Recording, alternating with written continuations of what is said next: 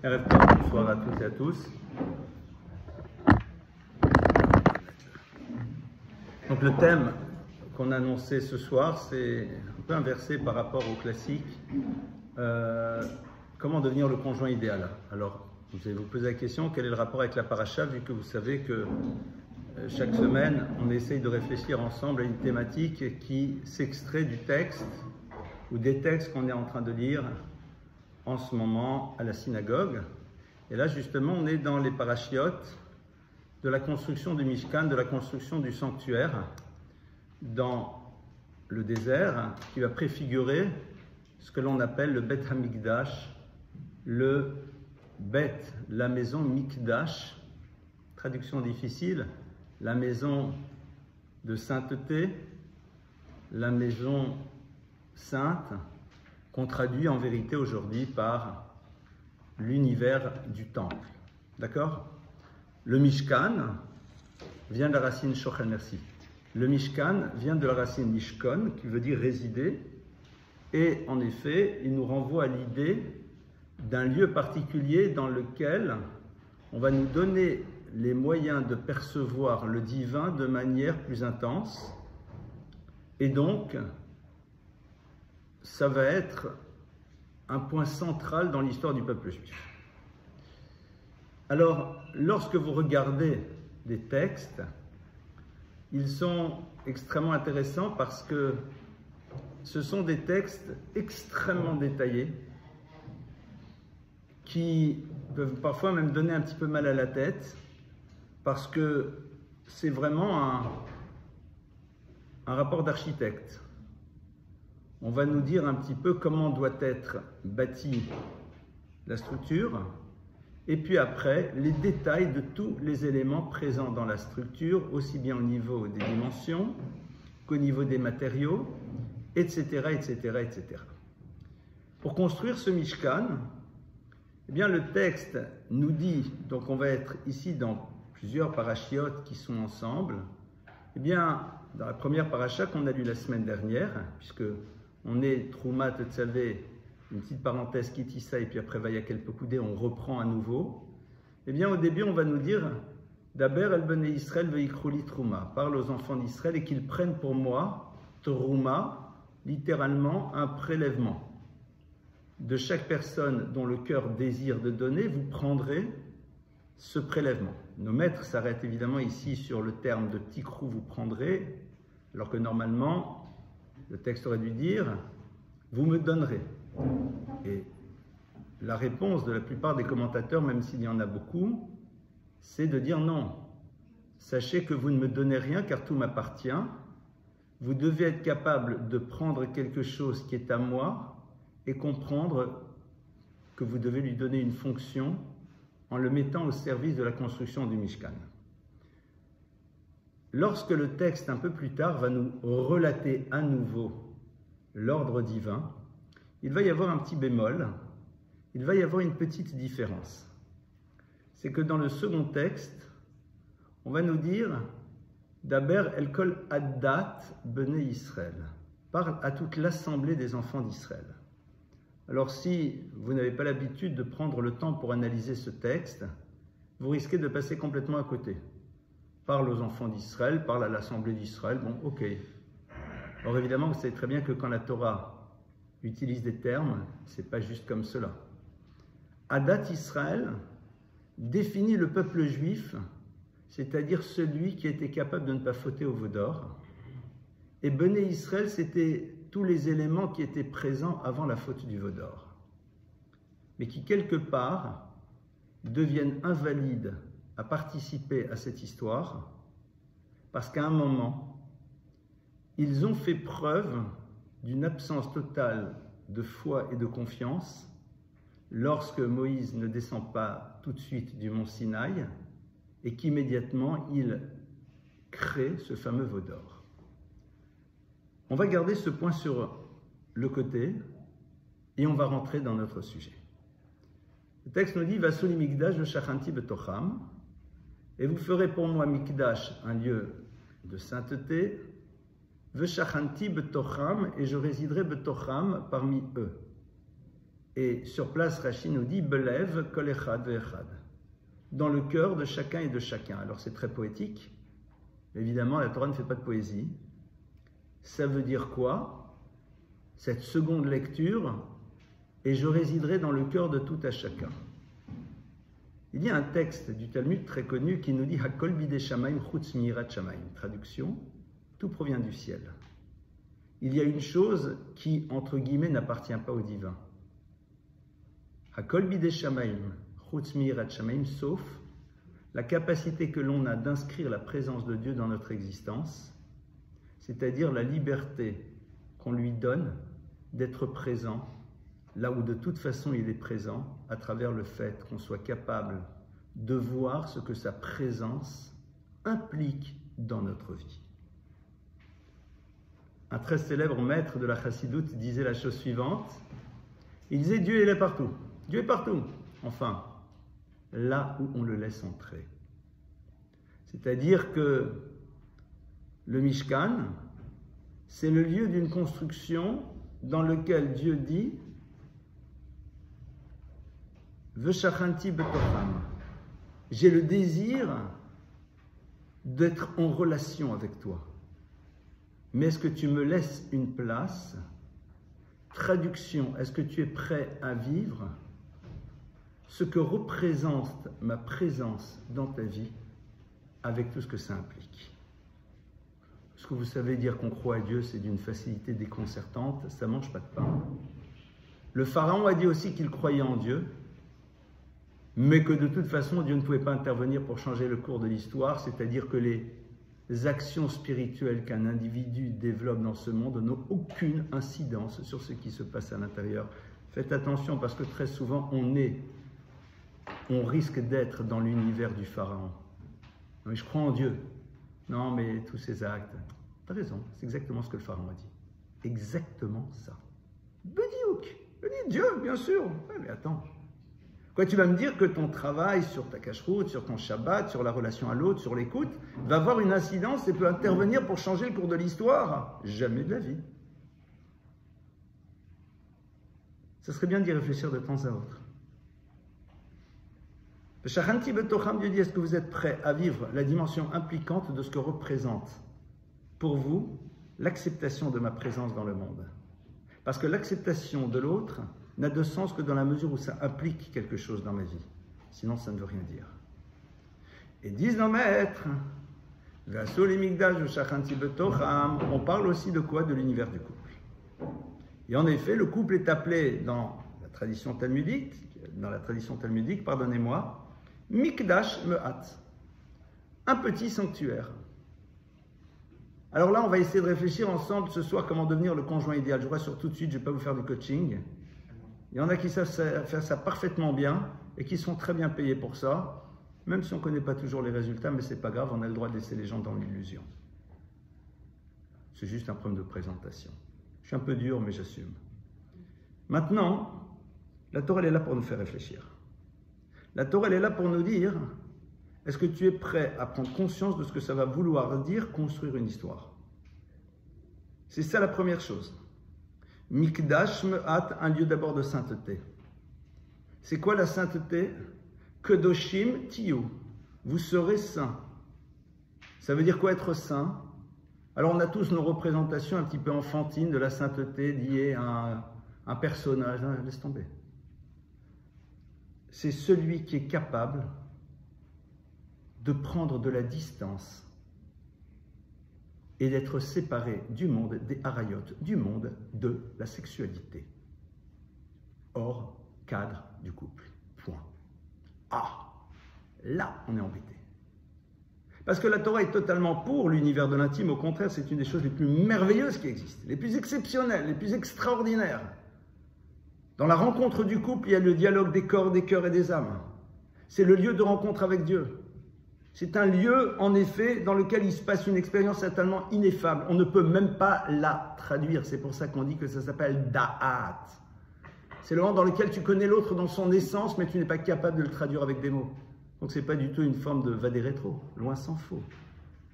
Kedoshim Tiyu, c'est la capacité à un moment de mettre de côté parce qu'on est capable de la maîtriser, la pulsion qui risque de nous amener à voir l'autre comme étant un instrument au service de notre histoire, même si parfois on maquille ça autour, il faut qu'on se connaisse pour être sûr que ça se passera bien. Tu parles. Dans un couple, quand on s'aime, à des exceptions, évidemment, il y en a toujours, l'épanouissement dans le monde de l'intime, il existe toujours. Parce qu'on est à l'écoute de l'autre. Et on ne voit pas l'autre comme un shawarma à deux pattes. On ne voit pas l'autre comme étant un élément qui est là pour répondre présent à mes demandes, qui souvent, malheureusement, ont été entretenues et développées. La Torah nous dit c'est ça la Kedusha. Alors, est-ce qu'on y arrive tous les jours? Je pense qu'aujourd'hui, on peut. C'est un choix. C'est un choix. C'est un choix. De savoir qui dirigera mon existence. Est-ce que c'est le cheval qui dirigera le cavalier ou le cavalier qui dirigera le cheval? Qui dirige qui? Qui dirige qui? Ah bien sûr, le cheval, il a envie de partir sur la gauche et la droite. Hein, l'herbe est tellement sympathique. Mais le cavalier, il est là, il dit, c'est moi qui dirige. Je comprends que tu as envie d'y aller, mais tu iras quand je te dirai. Dans le cadre dans lequel les choses ont du sens. Mikdash Me'at, c'est un lieu dans lequel devenir ce conjoint idéal, c'est déjà commencer à vouloir régler ses comptes avec soi-même par rapport à cela. Point. Et sans rentrer dans une vision bondieusante et angoissante, est-ce que vous voulez? Et ça, aujourd'hui, on est dans une forme de banalisation absolue. On est dans un monde dans lequel on est capable de construire des théories pour être dans des justifications, alors qu'en vérité, la Torah te dit, c'est là où commence. Le conjoint idéal, il émerge là où, en effet, il y a au moins cette bataille, même si elle est perdue. Mais dans bataille perdue, il y a le mot bataille. Il y a le mot bataille. Sur le regard. Sur quoi je porte mon regard? Sur ce que j'attends de l'autre. Sur cette nécessité absolue d'être dans un contact physique le plus rapidement possible. Pourquoi? Qu'est-ce qui se passe? Non mais justement, montre qui tu es. Montre qui tu es. C'est très intéressant. Parce que même si on n'est pas dans un monde de religiosité, c'est intéressant d'y réfléchir. Le conjoint idéal, c'est d'abord celui qui a décidé quelles allaient être ses batailles. Et qui les a mis en place alors que l'autre n'était pas là. Parce qu'il a envie justement d'arriver dans sa dimension de Kadosh. C'est-à-dire de quelqu'un qui sait être en distance par rapport aux choses, même s'il n'y arrive pas tous les jours. Même s'il n'y arrive pas tous les jours. On voit qu'il y a des ustensiles dans le Beth Amikdash, quand vous les décrivez, c'est 1,5 mètre, 2,5 mètres, 3 mètres. Pourquoi tu ne dis pas 1 mètre, 2 mètres, 3 mètres? Pour dire qu'il y a toujours des brisures. Mais les brisures, c'est un constat, ce n'est pas une installation. On n'installe pas les brisures. On en fait le constat. Et la question, elle est-ce qu'on est prêt d'abord à mettre ça en place? Ça, c'est le point d'entrée. Et c'est vrai que c'est d'autant plus complexe dans un monde dans lequel une parole de ce type est devenue quasiment inaudible, vous fait passer pour un coincé de la vie, voire pour une personne qui, quelque part, a une dimension un petit peu obsessionnelle. Non. Vasuli Mikdash. Belev kol echad ve'echad. La première des choses, ça s'appelle un Mikdash. Ça veut dire que la notion de Gdusha, elle doit faire partie des concepts qui sont présents dans ta tête. Est-ce que tu arrives tout de suite à les traduire? C'est une seconde question. Est-ce que tu arrives à te donner au moins les moyens de ne pas te retrouver dans des situations ingérables? Peut-être que tu peux commencer par ça. Alors pardonnez-moi cette manière de le dire un peu légère, mais c'est sûr et certain que si tu vas sur la plage au mois d'août, tu risques fort d'attraper ce qu'on appelle le syndrome de Roland-Garros. D'accord? Ça sert à quoi? Rien. Ah, aujourd'hui, arrêtez d'être obsédé. Non. La Torah te le dit. On ne peut pas ne pas en parler. Après, c'est l'histoire de chacun. Ses hauts, ses bas, ses combats, ses luttes, ses échecs, ses combats, ses échecs, ses combats, ses échecs, ses combats, ses échecs. Mais la Kedusha, c'est un mouvement.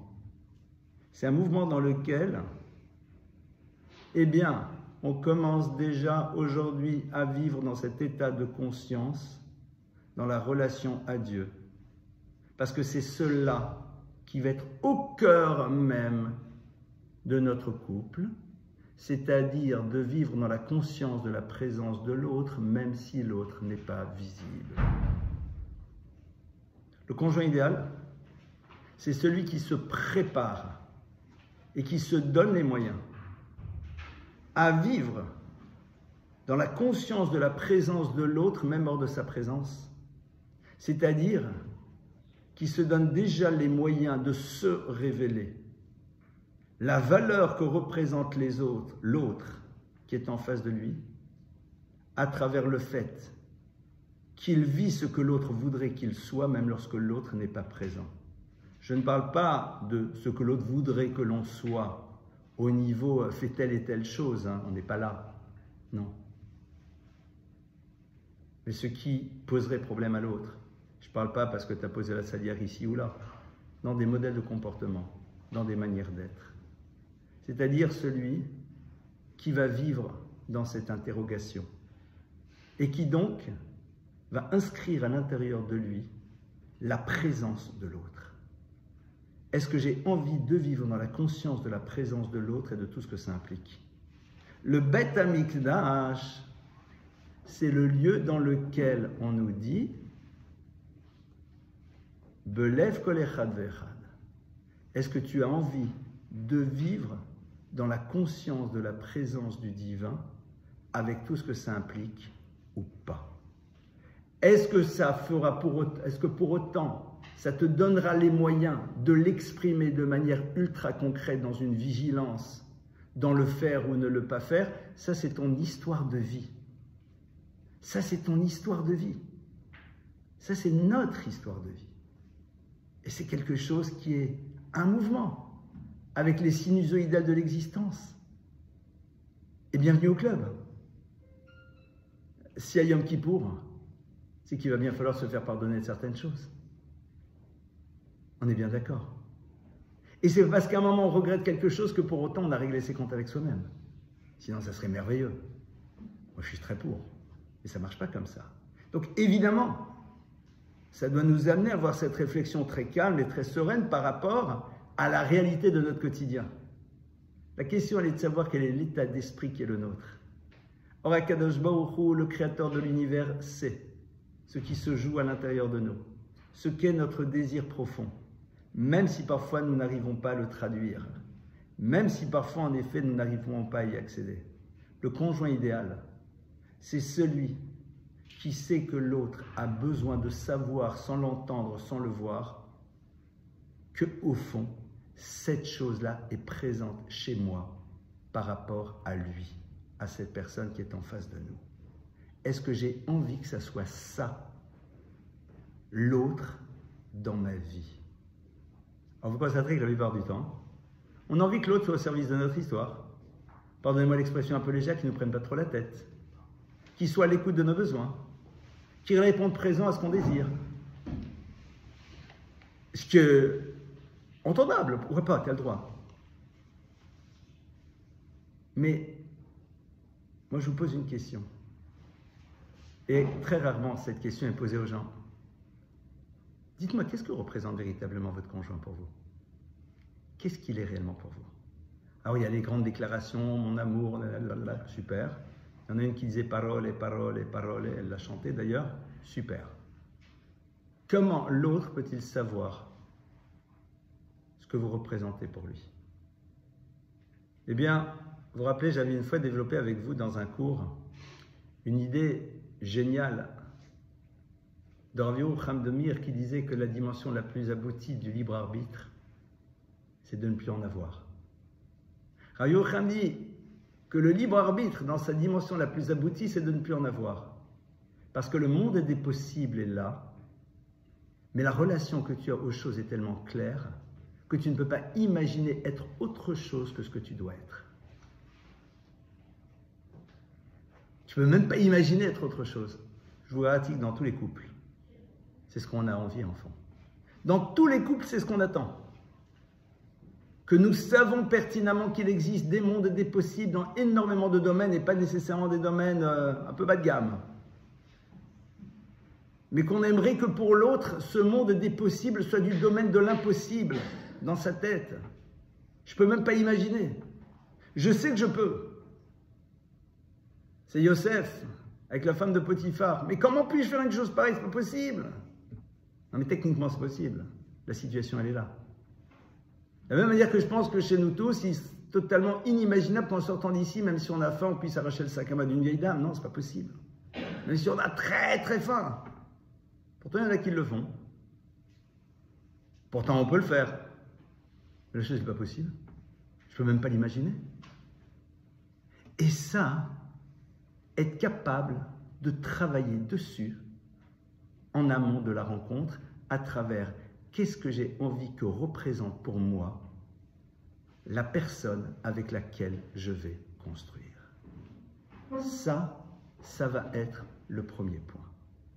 Qu'est-ce que j'ai envie qu'elle représente pour moi? Et à partir de là, qu'est-ce que ça va créer comme exigence chez moi à l'intérieur de la relation? Dans le monde du concret, ce sera un peu compliqué.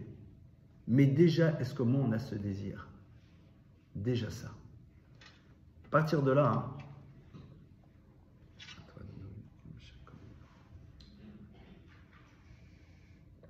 on va, si vous le voulez, explorer quelques ustensiles du Mishkan et voir justement dans ce Mikdash Me'at, dans ce petit sanctuaire, quels sont les éléments qui vont permettre en effet de créer ce lieu et donc par extension de faire cela à l'intérieur d'une histoire de construction de couple, c'est-à-dire de s'interroger quels sont les éléments que je me dois de travailler pour pouvoir apporter à l'autre un quotidien qui se conjugue au plus que parfait.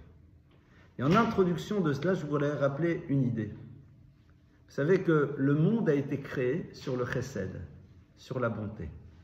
Olam chesed ibané. C'est-à-dire, l'univers a été créé sur la notion du don. On sait que on doit chacune et chacun créer son olam, son propre univers. Ça veut dire que nos univers respectifs se créent autour de cette dimension du koach hanotina, de la force du don.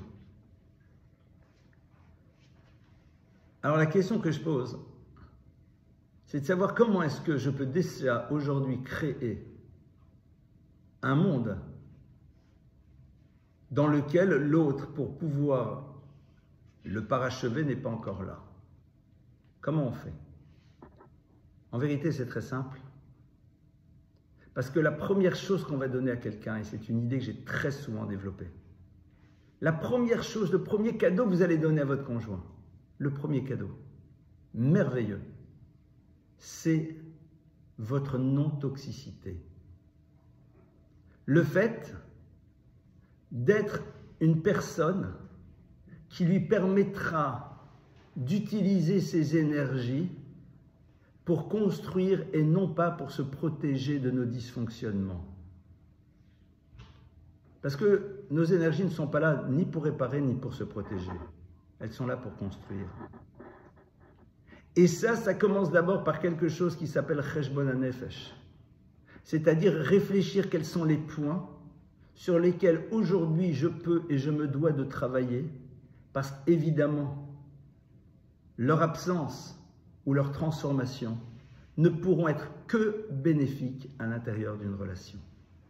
Dans le monde de la yeshiva, on travaille sur la colère, sur l'écoute, sur la rancœur. Pourquoi? Attendez, à la yeshiva, on est notre copain. Et on est dans la chambre, et si à un moment ça va mal dans la chambre, c'est pas grave, j'ai dans les chambres avec des copains, Shalom à l'Israël. On n'est pas mariés. Dans le monde des yeshivot, ça se passe super bien. Ah, bien sûr, un jour on s'est disputé parce que tu m'as pris le gâteau au chocolat, mais bon, ça n'existe quasiment pas. Vraiment. Le monde de la yeshiva, c'est un monde où on est là, on est en train de vivre une expérience extraordinaire. Et on se débrouille, on gère, et on est là, on a décidé de sortir du bac à sable. Aller à l'étude, c'est décider de sortir du bac à sable. Et toi et moi, je ne suis pas d'accord. Ça va? Tu as pris 4 ans. Alors pourquoi tu travailles sur la colère, sur l'écoute, sur la rancœur, sur juger positivement? Parce que Bezrat Hashem, avec l'aide de Dieu, dans quelques années, tu vas te marier. Et tu es déjà en train d'offrir le plus beau cadeau à ta future. Et c'est la même chose dans l'autre sens. Hein. D'arriver en ayant mis de côté les éléments négatifs de toi, ou en tout cas en ayant commencé à travailler dessus. Et pardonnez-moi, hein, c'est là dans tous les domaines. Et ce que je dis, vous allez l'entendre au second degré, parce qu'au premier degré, ça serait très inélégant de ma part. Et donc je vous demande évidemment de ne pas l'entendre au premier degré, parce que ça serait inélégant. Et je ne veux pas l'être, mais c'est un ou deux exemples qui sont plus des concepts. Le rapport à la nourriture. Le rapport à la nourriture, c'est quelque chose qui va être fondamental dans le couple. Pourquoi? Parce que c'est le rapport au corps. C'est plein de choses. Apprendre à être dans la maîtrise. Et c'est pas simple, parce qu'on a besoin de compenser. Il y a plein de choses. C'est-à-dire, je ne jugerai jamais. C'est pas simple. Commencez à travailler. Parce que si tu commences à travailler une fois que tu es marié, c'est plus complexe. Surtout si elle est bonne cuisinière. Le rapport à l'écoute. Est-ce que je sais écouter? Juger positivement. Qu'est-ce que je vois en premier chez l'autre? La reconnaissance, le compliment. Tu sais, à la yeshiva, on n'a pas besoin de se dire merci, hein. On se le dit, mais oh. Je veux me passer un verre de coca, ouais. Super. Ça ne créera pas de tension. Alors il faut apprendre à le dire. Et c'est ça tout le travail. Mais ça ne créera pas de tension relationnelle parce que ça n'a aucune dimension signifiante. Alors que dans le couple, ça aurait une dimension signifiante énorme. Et si tu arrives en disant « Oh, je vois pas le problème », on est mal. Alors, ce qui nous rassure, c'est quand tu dis « Je vois pas le problème », c'est qu'au moins, tu n'étais pas au courant qu'il y avait un problème et tu ne fais pas exprès. Mais peut-être qu'il fallait quand même prendre le temps de réfléchir en amont. Ça vaut la peine, quoi. Et ça, devenir le conjoint idéal, c'est décider ce soir, pas demain, ce soir. C'est quoi les points sur lesquels je dois faire un travail sur moi? Step by step, petit à petit. Quelles sont les choses dont je sais que dans une relation, ça pourrait devenir insupportable? Mais comme aujourd'hui, je suis dans des relations d'amitié où malheureusement parfois, et je pense que ça doit être une immense souffrance dans des relations éphémères, et je pense que même si elles sont parfois d'une forme de satisfaction, je pense que ça doit être une immense souffrance de réaliser qu'au fond, on n'est pas en train de construire, parce qu'au plus profond de l'immense majorité des personnes, il y a un désir de construire, évidemment. Évidemment, je n'en doute pas. Mais bon, pas simple de parler quand vous avez le bonheur vous-même d'être marié. Pas simple, c'est sûr. Et pour ça que c'est pas simple. Mais en même temps, j'ai juste de partager avec vous des éléments que la Torah nous transmet. Se dire, mais au fond, devenir le conjoint idéal ne va peut-être pas amener demain la personne avec laquelle je veux me marier, j'en sais rien. Sur ça, il y a des choses autres qui interviennent. Mais ce qui est sûr, c'est que le jour où la personne elle arrive, elle a quelqu'un qui a décidé de se préparer à être ce qu'il pourrait être dans la relation pour que celle-ci puisse se construire. Il n'y a rien de pire qu'un monde dans lequel les gens prennent conscience de la difficulté qu'ils créent dans la relation, alors qu'ils le savaient en amont, mais on ne leur a jamais expliqué que ça valait peut-être la peine, justement, maintenant qu'il n'y a personne, de faire un travail sur toi. C'est génial, tu n'as personne qui t'oblige, donc tu le fais. C'est top. Pour ça, c'est sûr, il faut savoir avoir une exigence par rapport à soi-même, être fier de soi, de ses propres batailles, savoir s'applaudir. Quand on est en groupe, savoir en effet s'entretenir les uns les autres. Aujourd'hui, des garçons qui sont là et qui disent à l'autre, non, alors tu tiens, l'autre il dit, ouais, c'est pas mal. Ah, moi, j'ai pas réussi, c'est pas grave. Tu as tenu combien de temps? Tant de temps, c'est bon, viens. C'est extraordinaire, moi je trouve ça tellement beau. C'est une parole vraie, parole authentique, parole d'être humain. Donc ce second point-là, il va être fondamental. C'est-à-dire, tu crées un olam, tu crées un univers, et l'univers se crée sur le chesed, et le premier chesed que tu peux donner à l'autre, c'est ta non-toxicité, ou une toxicité réduite au maximum. Bien sûr, il y a des parties de nous qui sont plus complexes à travailler. Vous avez raison. Mais déjà, c'est extraordinaire. C'est extraordinaire. Vous ne pouvez pas vous imaginer ce qui se passe dans notre tête quand on commence à vouloir faire ce travail. Alors après, on rentre dans le Mishkan. Et on va s'arrêter évidemment sur le lieu central qui symbolise justement l'univers du couple, qui est donc le Aron HaKodesh. Et le Aron HaKodesh, c'est là où il y a en effet des chérubins. Des chérubins qui sont présents et qui symbolisent l'apparence d'un jeune homme et d'une jeune fille qui sont enlacés. L'expression de l'amour ultime entre Dieu et son peuple, qui se définit à travers la proximité que peuvent avoir un jeune homme et une jeune fille lorsqu'ils se retrouvent proches. Image extrêmement puissante. Ok. Maintenant, le Aron HaKodesh, quand vous regardez le texte, il y a une première curiosité très intéressante. Le Aron HaKodesh, il a des dimensions. L'Arche Sainte a des dimensions. Une longueur, une largeur, hauteur, super. Et l'Arche Sainte doit être placée dans le Kodesh HaKodashim, dans le Saint des Saints. Seulement, le problème, c'est quand vous regardez les dimensions du Aron HaKodesh et les dimensions du Saint des Saints, il y a un problème, c'est qu'officiellement, le Aron HaKodesh ne peut pas pénétrer.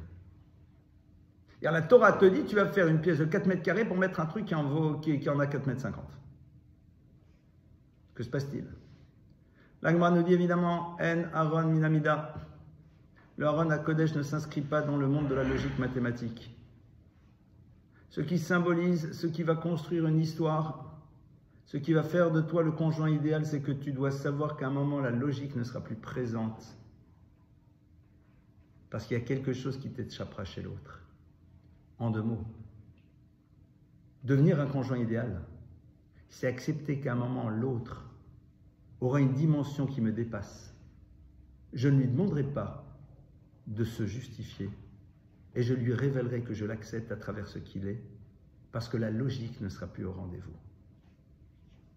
Et ça, c'est un sacré travail, surtout souvent pour les hommes. Ils disent, attends, je ne comprends pas, mais c'est pas normal, t'as raison. Non mais bon, t'as raison, c'est vrai. Mais le Aron HaKodesh, c'est Nominamida, ce qui symbolise le couple, il s'inscrit dans un lieu dans lequel, en effet, la logique mathématique n'est pas là. Elle n'est pas là. Ah! Ça veut dire que tu vas devoir être prêt à montrer à l'autre qu'il n'a pas besoin de se justifier pour être aimé. Parce que si l'autre a besoin sans arrêt de te donner des explications de texte pour être accepté, alors il est plus sûr que c'est pour lui que tu fais les choses, mais seulement parce que tu les acceptes. Et quelque part, on est dans une relation de ce que vous voulez, mais sauf dans une relation de couple. Ah, vous allez dire, ma vision du couple, c'est pas celle-là, Mazal Tov, fais-toi plaisir, mais c'est pas celle de la Torah. T'as le droit. Attention, on a le droit de dire, non, pas du tout. Pour moi, un couple, c'est autre chose. Wait not. Je suis pas en train de vous dire, et celui qui fait pas ça, rien du tout. On n'est pas en train de dire, c'est ça la solution, sinon il n'y en a pas d'autre. Ce soir, on est en train juste de voir qu'est-ce que la Torah elle a à nous dire. Après, à nous de savoir ce qu'on veut en faire. Quelqu'un peut dire, j'entends, mais quelque part, je ne m'y retrouve pas et je considère que, et pour moi, au contraire, et cette notion que vous avez dit de Gdusha, pas du tout, et au contraire, multiplier, ça se permet d'être sûr de... Why not? Et c'est sûr et certain que comme on n'est pas dans un monde binaire et que ceux qui ne suivent pas sont dans l'échec et réciproquement, donc ton espace de liberté, il est là. La question, elle est de savoir, est-ce que tu veux faire de ton histoire de couple une œuvre ou pas? Et une œuvre, ça se construit autour de quelque chose qui est un projet. On a donc cette première dimension. Le conjoint idéal, donc, ça va être aussi celui. Je vous prie de m'excuser. Ça va être celui qui va être capable d'accepter dès le début qu'il y a quelque chose qui le dépassera chez l'autre. Et ce qui va le dépasser sans faire de la psychanalyse de prise unique, c'est pas nécessairement lié à des traumas enfantins parce que sa mère avait oublié à l'école de lui donner son pain au chocolat et qu'il avait très faim et que maintenant quand tu veux pas lui acheter le dessert au restaurant parce que tu trouves qu'il a trop mangé, alors il a l'impression de retrouver sa mère qui lui interdisait. Non. On peut le faire, les psys savent le faire. Parfois ils n'ont pas totalement tort. Parfois ils n'ont pas totalement tort aussi. Mais quelque part c'est pas le sujet. Le sujet n'est pas là. Le sujet n'est pas là.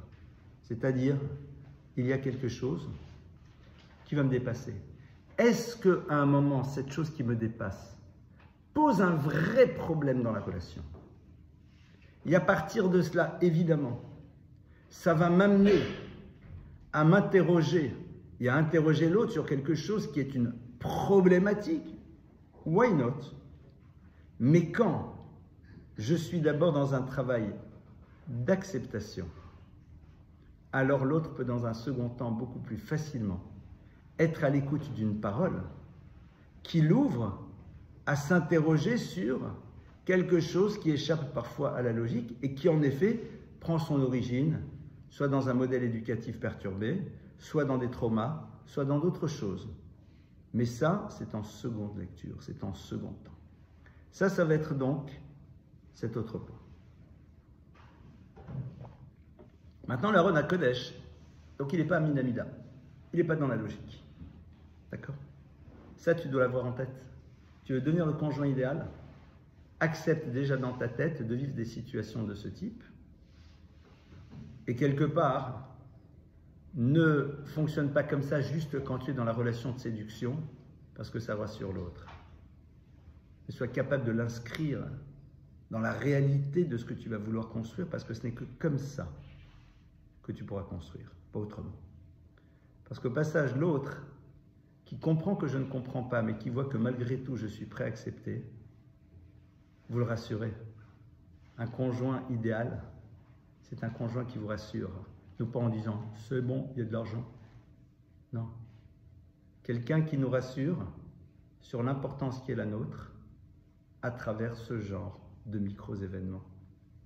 Je vois mon importance parce que l'autre est capable de dépasser son besoin de comprendre, parce que tout simplement, il m'accepte dans ma réalité. Vous ne pouvez pas savoir le bien que ça fait. Et ça, c'est ce qui permet à la réalité du couple de vivre. Parce qu'on a besoin de ressentir ce genre de choses. Le reste, les ambiances, les cadeaux, les trucs, ça c'est dans les magazines. Ah oui, bien sûr, il faut se faire des cadeaux, des trucs, mais attendez. Et les ambiances, comment ça s'appelle? J'oublie même tous les réseaux sociaux. Ok. Bon, les ambiances réseaux sociaux, on se prend un truc, machin, chérie, gna gna gna gna. Puis qu'est-ce que tu as besoin d'exposer aux gens? Tu as besoin d'exposer, mais c'est tellement beau, c'est tellement intime. Ils sont beaux, ils s'aiment. Pourquoi tu as besoin de regarder toi? Qu'est-ce que tu as besoin de regarder? Et deuxièmement, pourquoi toi tu as besoin de montrer? Pourquoi? Pour qui? Ça sert à quoi? À rien. Il y a des gens que ça fait plaisir. Je n'ai pas dit que c'est mal. Fais-toi plaisir. Fais-toi plaisir. Mais il y a quelque chose ici aussi à réfléchir. Maintenant, on va continuer avec l'Aaron. L'Aaron à Kodesh, il y a marqué que Vetsipita Oto Zahav Ta'ar Mi Bayetu Michutz Tetzapenu. Il y a marqué que l'Aaron à Kodesh, l'Arche Sainte, eh bien, elle est faite de manière très intéressante parce que c'est une forme de boîte en bois de chittim, de cèdre, et cette boîte est plaquée or intérieur et extérieur. C'est quand même très curieux, parce que l'or, il y en avait à profusion, à tel point qu'à un moment, Moïse a dû dire au peuple juif quelque chose que vous n'entendrez sans doute jamais un rabbin dire: arrêtez de donner, c'est bon, il y en a assez. Pas trop l'impression qu'on a entendu ça souvent dans les synagogues. C'est bon, ça va. On est d'accord? Pas des choses qu'on a l'habitude d'entendre.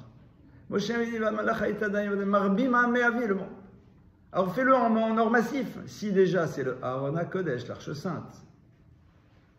En vérité, le bois de Shittim, Shittim vient, disent nos maîtres, vient de la racine Shtut. Shtut, c'est l'idiotie. Shittim vient de la racine Satit, de celui ou de celle qui se détourne au niveau de ses mœurs. Shittim, c'est le lieu dans lequel les enfants d'Israël se sont complètement pervertis. C'est curieux. On prend du bois, on pourrait faire en or massif, et le bois, c'est du bois de Shittim, et le bois de Shittim, il représente la notion d'idiotie, la notion de se détourner. C'est quoi l'idiotie? C'est pas l'imbécilité. La Gemara nous dit En Adam chote ela nichnas bo ruach shtut. Un individu ne faute que s'il y a un vent de folie qui rentre dans sa tête. Vous savez qu'en faute, on n'a qu'une envie, c'est de se taper la tête contre les murs. En se disant, mais qu'est-ce que j'étais débile, mais qu'est-ce que j'étais nul. Et pour des trucs aussi dans le monde des relations humaines. On s'est embrouillé avec l'autre, on l'a insulté, etc. Si tu as décidé de ne pas être un idiot toute ta vie, tu dis, non, j'ai raison, non, j'ai raison, non, des gens comme ça. 40 ans après, ouais, j'avais raison. Bon, ok. Je peux rien, hein. C'est les gens, vous savez, qui ont trouvé l'élixir de jouvence, quoi. Comment on fait pour ne jamais grandir? Ok.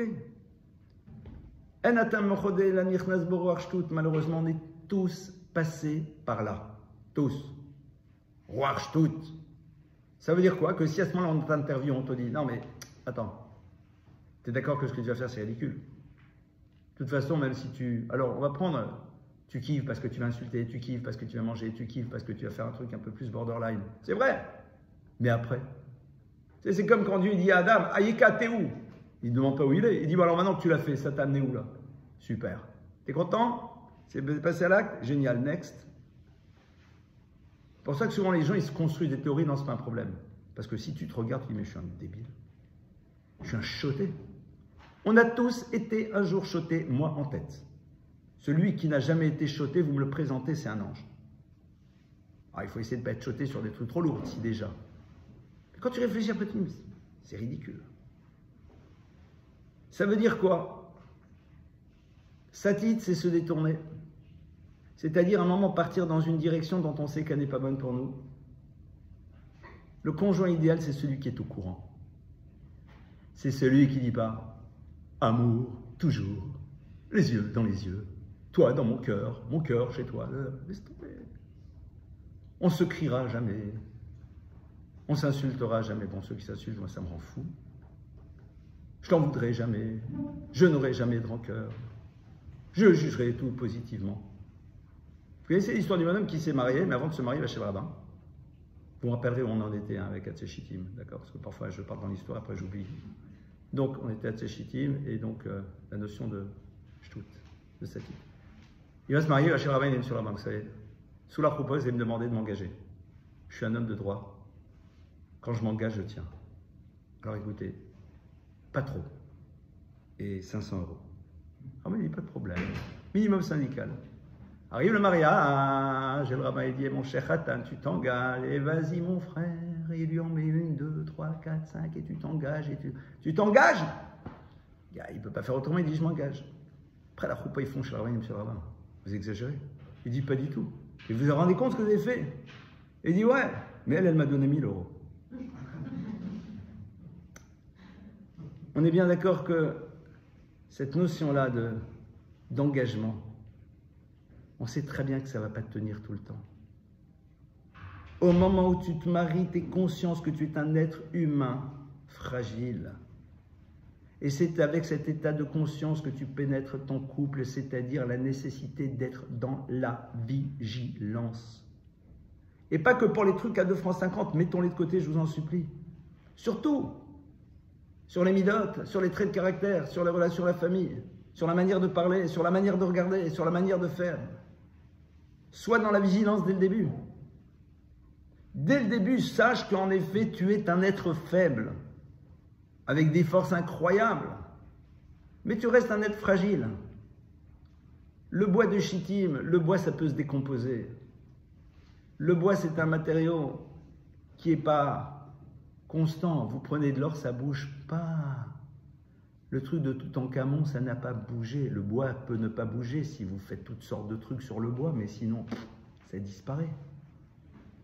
Donc en 2 mots, sache, mais c'est caché. Officiellement, officiellement, je suis un mensch. Mais entre les 2 plaques d'or, tu dois savoir qu'en vérité, tu as une fragilité. Et c'est normal. Parce que ta fragilité, le rabbin qui te marie, il a la même. Et ton grand-père, il a eu la même. Et le grand rave qui donne le cours, il a eu la même.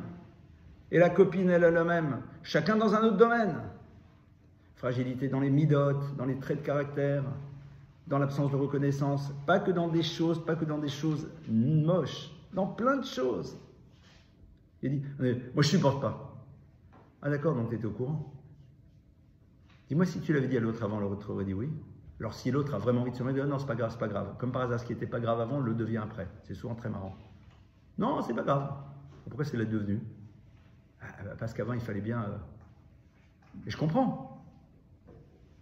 Ça, être le conjoint idéal, vouloir devenir le conjoint idéal, c'est accepter cette dimension de soi. Après, il y a l'or à l'intérieur, il y a l'or à l'extérieur. Cet or, en vérité, il est là pour nous ramener à quelque chose. Que le but de l'histoire, c'est quoi? C'est que ce qui se joue au plus profond de toi-même à un moment soit en parfaite résonance avec ce que tu exprimes. Et pour cela, il y a une idée qui est bouleversante. Dans le Kodesh HaKodashim, le jour de Yom Kippour, le Kohen Gadol rentrait. Le grand prêtre entre une fois par an dans le Kodesh HaKodashim et là-bas il va faire brûler de l'encens. Et quand le Kohen Gadol y rentre dans le Kodesh HaKodashim, il fait brûler de l'encens, il a attaché à son pied une longue corde. Parce que si à un moment la pensée qu'il a n'est pas en phase avec l'action qu'il est en train de faire, il meurt.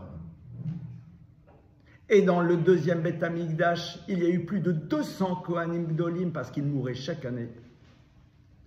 Mais leur désir d'être Kohen Gadol était tellement énorme qu'ils pensaient qu'eux seraient à la hauteur, alors qu'en vérité, c'était qu'une recherche d'honneur, mais ça, c'est encore un autre sujet. Et donc, comme on ne peut pas rentrer dans le Kodesh HaKodashim, quand le Kohen Gadol il est là-bas et qu'on n'entend plus rien, parce qu'il y avait des petites clochettes en bas de sa tunique, et qu'on n'entend plus rien et qu'il ne se passe plus rien, là, qu'est-ce qu'on fait? On tire. Et on le sort du Beth Amikdash.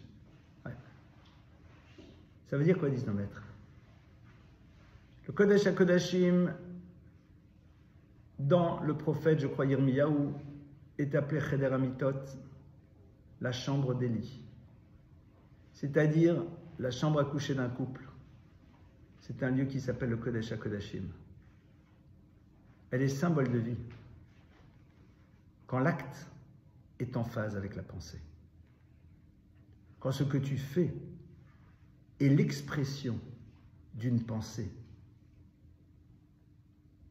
Si ça ne l'est pas, alors on n'est plus dans un lieu de vie.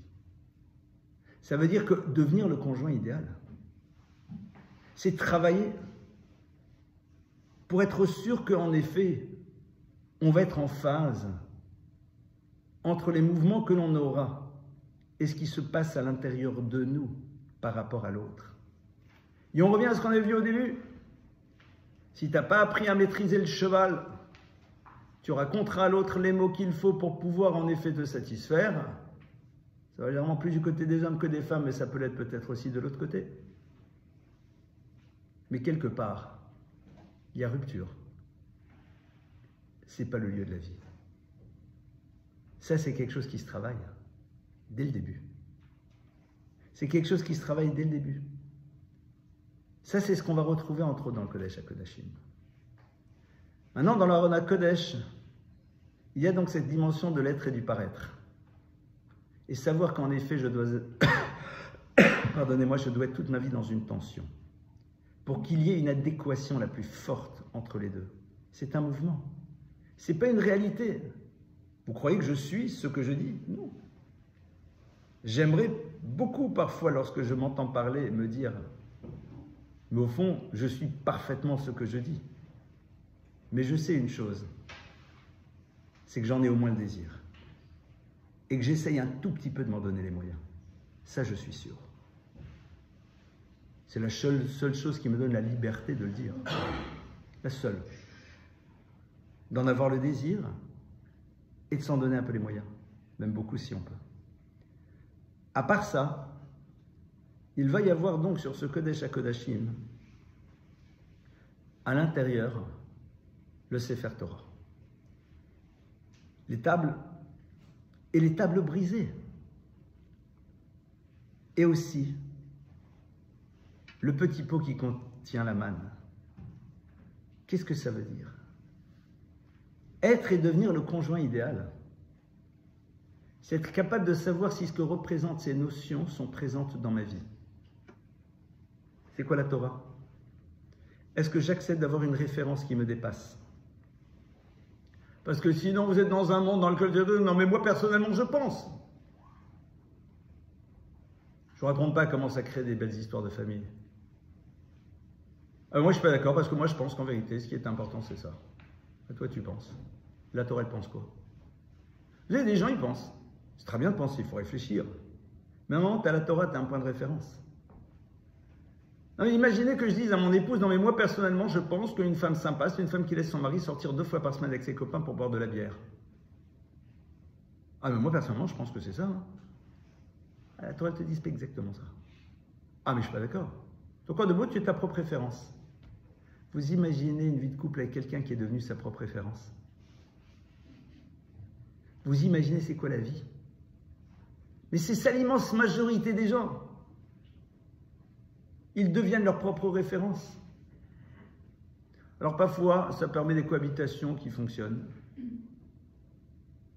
L'élément qui doit être présent, c'est est-ce que j'accepte d'avoir une référence? C'est-à-dire, est-ce que j'ai l'humilité de savoir qu'il y a quelque chose qui me dépasse radicalement?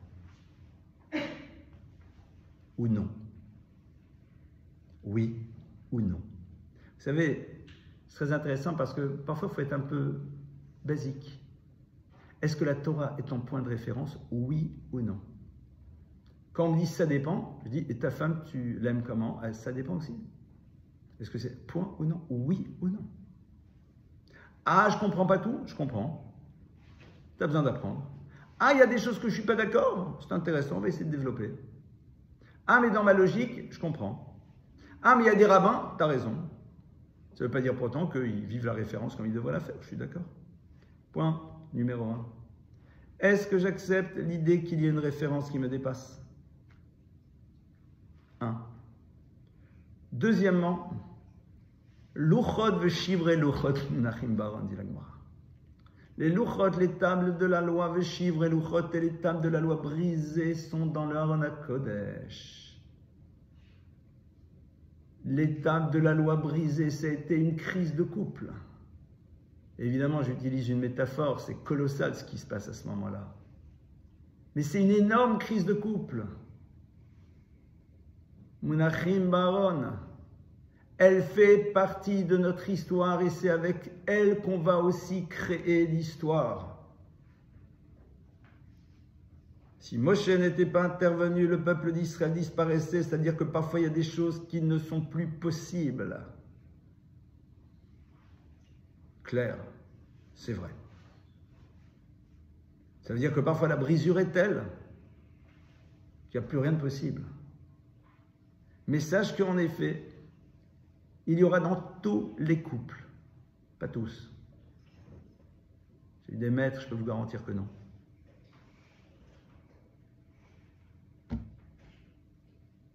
Rabbi Shlomo Zalman Auerbach, quand son épouse est partie de ce monde, quand lui est parti de ce monde, il y a plus de 300 000 personnes qui suivaient son cercueil. Les gens les plus discrets, qui ont été les gens les plus grands, à l'opposé de ce qu'on a dans le monde. Il a dit devant le Haron, Rabbi Shlomo Zalman a dit, il est d'habitude de demander pardon à la personne avant qu'elle ne parte. Il dit, mais toi, ma femme, je n'ai pas à te demander pardon et tu n'avais pas à me demander pardon. Parce que nous n'avons rien à nous pardonner. Et quand vous écoutez Rabbi Shlomo Zalman Auerbach, vous savez que c'est vrai. C'est un Gedol chez Israël. Il faut être capable de le dire. Oui, ça peut exister. C'est vrai. Ce qu'on appelle Gadol, un maître, dans la dimension la plus extraordinaire qui soit. Donc de quelqu'un de tellement abordable, mais d'une grandeur infinie. Mais en même temps, nos histoires de couple, il y a toujours Shivre Luchot. Le conjoint idéal, c'est celui qui sait qu'il arrive aussi dans l'histoire de son couple avec ses histoires. Sache que l'autre, il arrive avec son passé. Arrête. Maintenant, ce que tu vas regarder, c'est les Luchot entières. C'est ça qui t'intéresse. Mais tu sais très bien qu'il y a eu d'autres Luchot avant. Et elles ont été brisées. Alors il vaut mieux que tu sois un petit peu au courant aussi pourquoi elles ont été brisées. Si tu n'es pas au courant et que tu découvres que l'autre est poursuivi par Interpol parce qu'il dirige un cartel de drogue et de tueurs à gages, bon, c'est un peu complexe. Puis il y a des films dans lesquels maintenant c'est les femmes qui font ça, donc il n'y a plus de problème entre les hommes et les femmes, c'est l'égalité. Mais, enfin c'est ce que j'ai cru comprendre de l'affiche du film, quand j'attendais un bus. Après, je ne suis pas rentré dans la souillure, hein. Je n'ai pas cherché à... J'ai cru comprendre, non, rassure-toi, chez les femmes aussi, il y a la même chose. Et donc, ça tu dois le savoir. Le conjoint idéal, c'est celui qui sait, et qui dans sa tête l'accepte. Il n'est pas obligé. Mais si tu vas dans l'histoire, ce que tu as vu évidemment, c'est les louchotes complètes. L'autre dans la plus belle présentation lui-même. C'est-à-dire dans ce qu'il a envie de devenir, et c'est beau. Mais sache qu'en effet, l'autre, il a eu un moment aussi chivré louchot. Être le conjoint idéal, c'est intégrer cette notion dans sa tête pour que le jour où en effet, les miasmes du passé réapparaissent un tout petit peu à travers certaines choses que l'autre n'a pas complètement réglé, eh bien, tu sais que oui, même dans l'Aaron HaKodesh, il y avait les louchot et les chivre louchot. Et puis après, il y a la manne. Et la manne, c'est quoi? C'est le rapport à la matérialité. La manne, c'est celui qui te dit, mais détends-toi. C'est Akadosh Baruch Hu qui donne. Il faut que tu bosses. C'est la malédiction. Le conjoint idéal, c'est celui qui ne pose pas la question du matériel au moment où il va construire. Évidemment, si l'autre lui dit qu'il arrive avec 100 000 euros de dette et qu'il n'a pas l'intention de travailler, ça peut éventuellement interroger. Et c'est là où tu dois te dire, mais au fond, il y a des choses qui ne t'appartiennent pas. Donne aux choses la place qu'elles doivent avoir. Parce qu'il y a un jour quelqu'un... Je ne sais plus si c'était une fille, je crois que c'était une fille qui m'a dit « Moi, je suis bac plus 12, je le veux au moins bac plus 8. » Je lui ai dit « Le problème, c'est qu'Akadosh Baruch Hu, il a décidé que c'était un bac plus 4. Tu fais quoi? Tu veux dormir avec des diplômes ?» Alors bien sûr, si elle me dit « Parce que je considère que c'est seulement à partir d'un certain niveau d'études que les gens savent réfléchir, dans ce cas-là, je suis très mal barré. » Ah ouais, même mon bac, je l'ai passé à la yeshiva. Je suis un peu coincé là. On a le droit d'apprendre à réfléchir autrement. Maintenant, si c'est à travers ce que tu vas présenter aux autres, c'est-à-dire que ton problème, c'est un problème narcissique. Regardez à côté de qui je suis, regardez qui je suis. Donc en 2 mots, tu te maries pour l'image qu'on aura de toi. Et c'est l'autre qui te fera exister. Soit l'autre dans sa beauté, soit l'autre dans son diplôme, soit l'autre dans sa profession. C'est pas simple. Surtout quand aujourd'hui, dans le monde des réseaux, on est dans les modèles comparatifs sur la manière dont on a fait la déclaration, sur la manière dont on a fait le truc, dans la manière dont on a fait le truc, et de bien montrer l'éclat du diamant, le machin. Ribono shel olam. Au plus profond de nous-mêmes, c'est pas ça qu'on aspire. Bien sûr, moi je suis pour les villes les plus confortables qui soient. Tu peux avoir 250 mètres carrés, mais base alta, fais-le. Tu peux avoir une voiture dont tu sais le matin quand tu démarres qu'elle va démarrer. C'est mieux. Les voitures, le matin, tu es là, tu fais un petit psaume avant, tu ne sais pas ce qui va se passer. C'est bien de faire un psaume, mais pas pour la faire démarrer. Bien sûr, la Torah n'a pas de problème sur ça. Mais c'est quoi la place que tu lui donnes? C'est quoi la place que ça a dans ta tête? Et ça, le conjoint idéal, c'est celui qui prend le temps d'y réfléchir pour être sûr qu'il ne passera pas à côté de l'autre pour des raisons qui n'en sont pas. Alors, voilà quelques pistes de réflexion. C'est vrai, comme je l'ai dit au début, certains peut-être s'attendraient à une description beaucoup plus technique. Il se trouve que je ne sais pas faire. Évidemment, comme on l'a vu, c'est un vrai travail. Et comme je l'ai dit, c'est jamais banal de parler de ce sujet lorsque vous avez vous-même le bonheur d'être marié. C'est sûr. C'est sûr que c'est très compliqué, et je peux vous le garantir. En même temps, la Torah nous donne des pistes. Comme je l'ai dit, ceci ne va pas amener cela. Mais ce qui est sûr, c'est que dans tous les cas de figure, cette construction que l'on élabore pour pouvoir, le jour où Hachem nous fait rencontrer l'autre, mettre en place un couple dans lequel chacune et chacun d'entre nous aura décidé d'être le conjoint idéal, c'est peut-être ça un travail qu'on peut essayer de mettre en place dès ce soir. Je vous remercie pour votre écoute et comme d'habitude, nous allons passer à vos questions.